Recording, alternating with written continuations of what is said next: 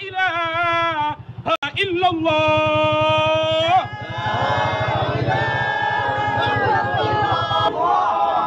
حي على الصلاة، حي على الصلاة، حي على الفلاح.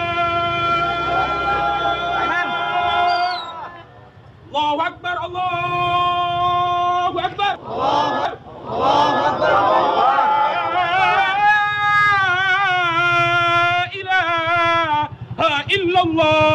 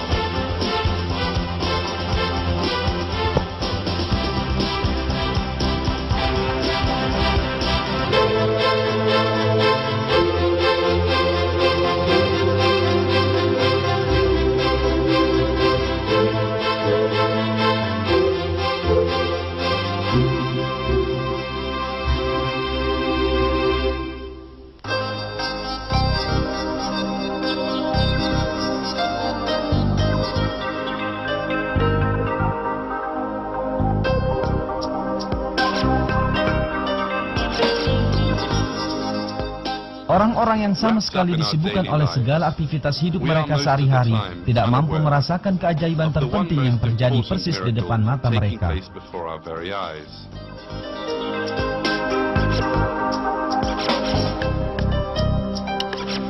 Keajaiban ini adalah keajaiban penciptaan dalam diri manusia.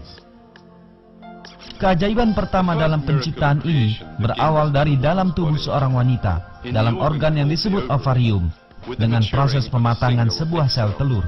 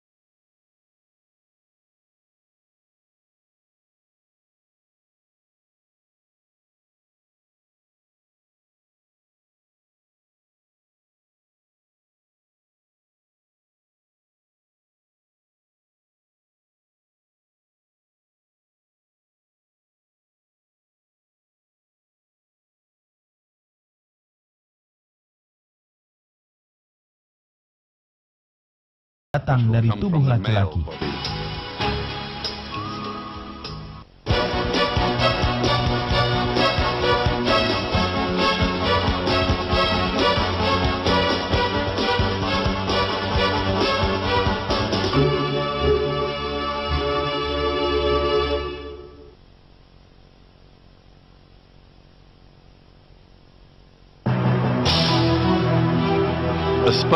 Sperma adalah sel yang bertugas membawa informasi genetis laki-laki ke sel telur dalam tubuh wanita. Bila diamati lebih dekat, sperma terlihat persis seperti sebuah mesin yang khusus didesain untuk mengangkut muatan ini. Bagian depan sperma tertutup oleh pelindung. Terdapat sebuah lapisan pelindung lain di bawah lapisan pertama tersebut. Dan di bawah lapisan kedua ini, terdapat kargo muatan yang dibawa oleh sperma tersebut. Dalam muatan ini, terdapat 23 kromosom yang dimiliki oleh lelaki tersebut. Segala informasi mengenai tubuh manusia, bahkan sampai yang paling detail, tersimpan dalam kromosom ini. Agar seorang anak manusia terbentuk, 23 kromosom dalam sperma harus bersatu dengan 23 kromosom dalam sel telur ibu. Dengan cara demikian, bahan dasar pertama manusia berupa 46 kromosom akan terbentuk. Sistem pelindung pada kepala sperma tersebut akan melindungi muatan berharga ini dari segala mara bahaya selama perjalanannya.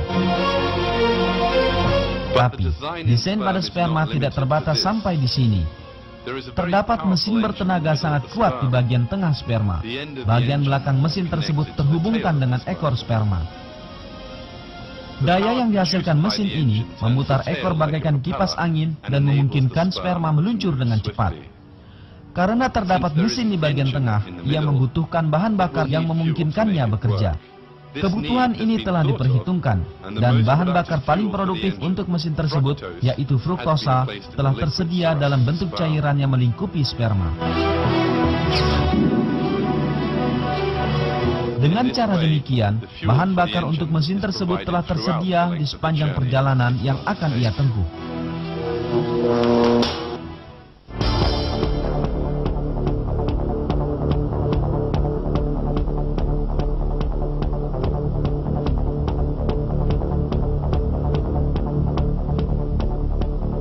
Dengan desain yang sempurna ini, sang sperma bergerak cepat dan langsung mengarah ke sel telur.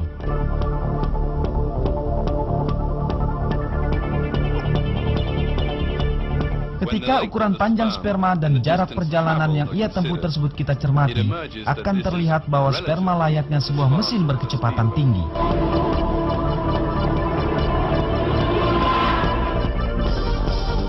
Pembuatan mesin-mesin ajaib ini dilakukan dengan cara yang sangat ahli. Di dalam tiap testis, yang merupakan pusat produksi sperma, terdapat tabung mikroskopis dengan panjang total mencapai 500 meter.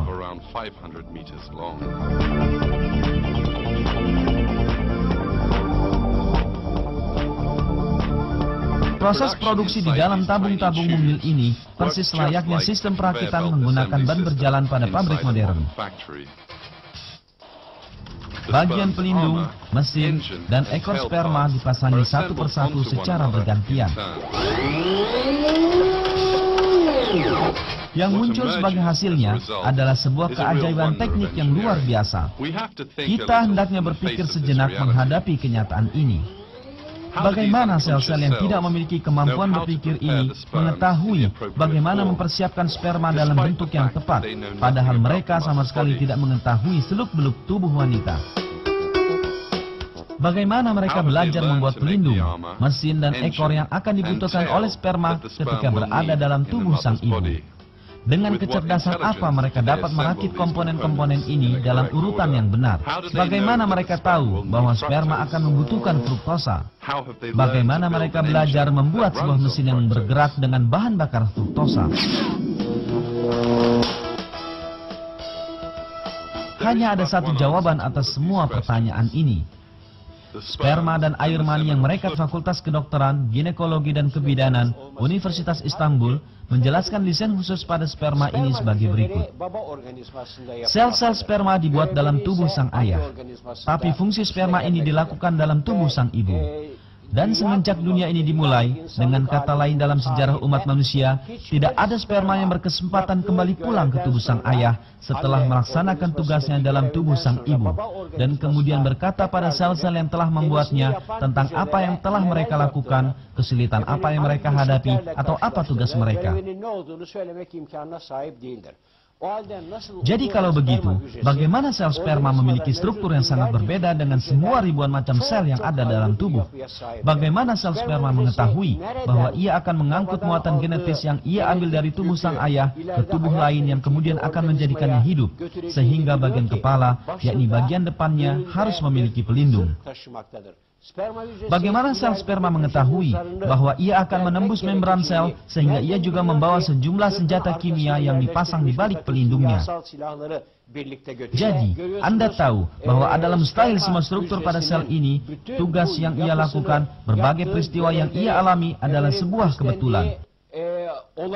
Ia mengerjakannya dengan kebetulan, atau bahkan ia secara sadar mengerjakan semua ini berulang-ulang.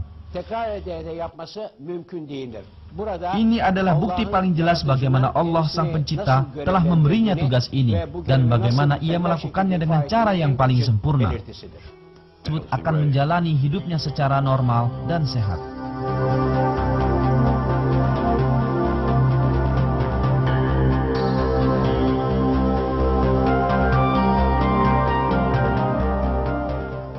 Berbagai peristiwa yang telah dikisahkan dalam film ini dialami semua orang di dunia.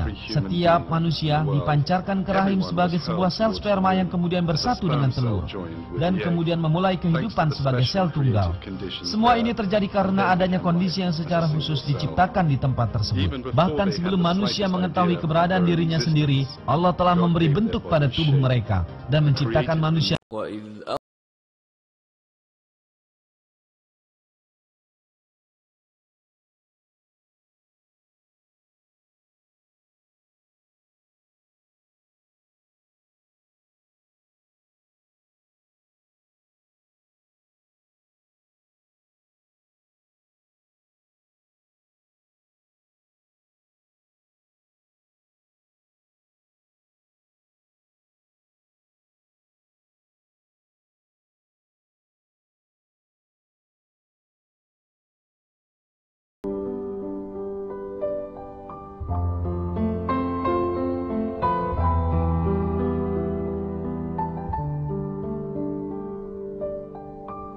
Saat engkau tertidur,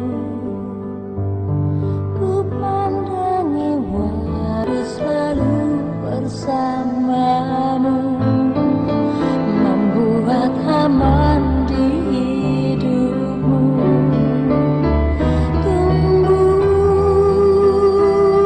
Tumbuhlah anakku.